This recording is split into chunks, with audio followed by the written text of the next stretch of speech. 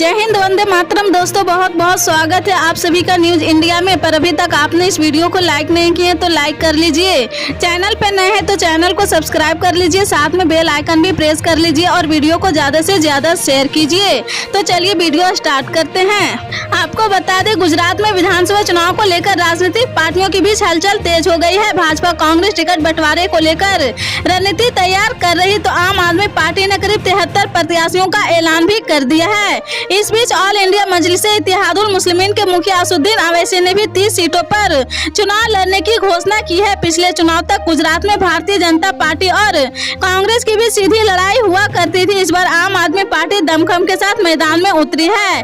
ऐसे में इसे त्रिकोणीय मुकाबला बताया जा रहा। आप संयोजक और दिल्ली के मुख्यमंत्री अरविंद केजरीवाल तो सरकार बनाने का भी दावा कर चुके हैं। महाराष्ट्र में इस साल बारिश की मार किसानों पर काफी ज्यादा पड़ी है। फसलों का बड़े पैमाने पर नुकसान हुआ है। सबसे खराब हालत मराठावाड़ा की रही है। यहाँ हजारों एकड़ फसलें बारिश और बाढ़ के चलते डूब गई है। अब किसान इन फसलों पर मुआवजा की मांग के लिए आंदोलन कर रहे हैं। औरंगाबाद के किसान 16 स्टाइल में जय बनकर टंकी पर चढ़कर विरोध प्रदर्शन करते नजर आए हैं। किसानों का कहना है कि फसल बर्बाद होने के बाद सरकार ने अब तक हमारी कोई मदद नहीं की है। बर्बाद हुई फसलों का पंचनामा तक नहीं हो पाया है। सरकार को तुरंत हमारी मदद करनी चाहिए। इसी मांग के साथ किसान पानी की टंकी पर चढ़कर विरोध प्रदर्शन करने लगे हैं।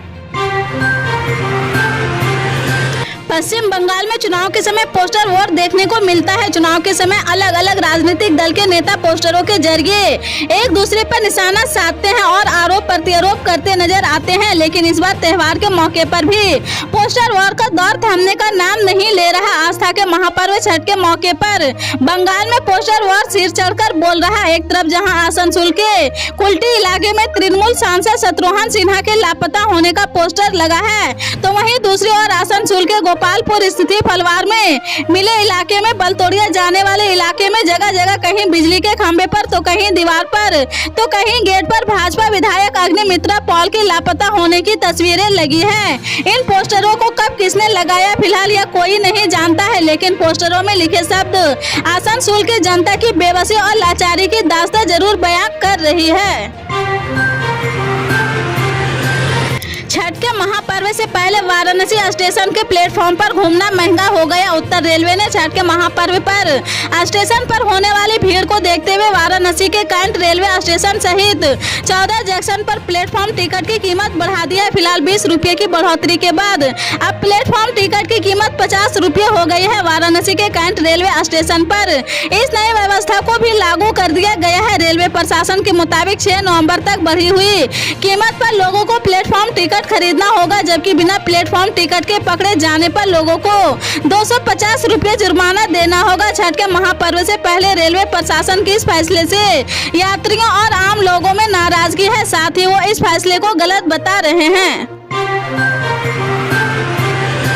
गुजरात विधानसभा चुनाव से पहले विभिन्न पार्टियां अपने लोग लुभावने वादे पर जनता को अपने पाले में करने की कोशिश कर रही। वहीं गुजरात सरकार भी जनता के लिए योजनाओं की घोषणा कर रही। चुनाव से पहले इस साल हुई बेमौसम बारिश से नुकसान झेल रहे किसानों के लिए शुक्रवार को 630.34 करोड़ रुपए के राहत पैकेज की घोषणा की है। अधिकारियों ने इस बारे में जानकारी दी है। उन्होंने बताया कि आज यानी शुक्रवार को राहत पैकेज को मुख्यमंत्री भूपेंद्र पटेल की अध्यक्षता में हुई राज्य कैबिनेट की बैठक में मंजूरी मिली थी। इस राहत पैकेज से 14 जिलों के 2554 गाँव के 8 लाख किसानों को लाभ मिलेगा।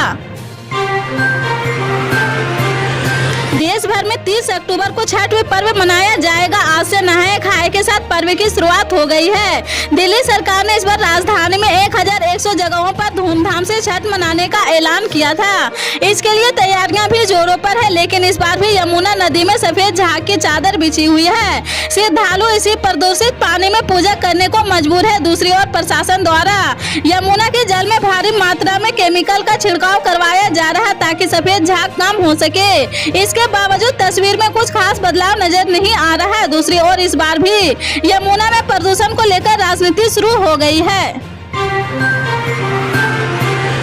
बीजेपी नेताओं ने आम आदमी पार्टी और और केजरीवाल सरकार पर जमकर निशाना साधा। भाजपा नेता मनोज तिवारी ने गुरुवार को प्रेस कॉन्फ्रेंस की है और कहा कि केजरीवाल ने 2013 में दावा किया था कि वह यमुना को इतना साफ कर देंगे कि लोग डुबकी लगा सकेंगे, लेकिन इसमें आज भी झाग तैर रहा। तिवारी ने कहा कि आज जब भाजपा नेता कलिंदी घाट पहुंचे तो वहां झाग को छिपाने के लिए जहरीला रसायन का छिड़काव किया जा रहा था। भाजपा नेताओं को देखते ही ये लोग रसायन छोड़कर वहां से भाग गए। गुजरात में इस साल के अंत में होने वाले विधानसभा चुनाव को लेकर राजनीतिक सरगर्मी तेज होती जा रही। विभिन्न पार्टियां प्रचार के लिए दमखम लगा रही है। इसी क्रम में नवसारी में एक ही दिन में 3 मुख्यमंत्री की जनसभा होगी। नवसारी में दिल्ली, पंजाब और राजस्थान के मुख्यमंत्री आज जनसभा को संबोधित करेंगे। वामसादा के कांग्रेसी विधायक और आदिवासी नेता अनंत पटेल पर हुए हमले के बाद स्थगित हुई आदिवासी संघर्ष यात्रा फिर से शुरू हो रही। अनंत पटेल की इस आदिवासी संघर्ष यात्रा में राजस्थान के मुख्यमंत्री अशोक गहलोत मौजूद रहेंगे और जनसभा करेंगे। यात्रा नवसारी शहर के लुनेसुई मैदान से शुरू होकर वामसदा पहुंचेंगे। केंद्र सरकार ने चीन बॉर्डर पर अपनी पकड़ को और मजबूत करने के लिए हेलीपैड, रोड, ब्रिज जैसे कई अहम ढांचों का निर्माण किया है। रक्षा मंत्री राजनाथ सिंह ने आज लद्दाख में दारबुक शेख दौलत बेग ओल्ड मार्ग पर आयोजित एक समारोह में सीमा सड़क संगठन द्वारा निर्मित 75 परियोजनाओं का उद्घाटन किया है। मालूम हो कि दारबुक शेख दौलत बेग ओल्ड मार्ग में 2020 में भारत और चीन के बीच सैन्य गतिरोध की एक बड़ी वजह थी। चीनी सेना ने इस सड़क निर्माण का विरोध किया था क्योंकि इसके जरिए भारतीय सेना तुरंत बॉर्डर तक पहुंच सकती है।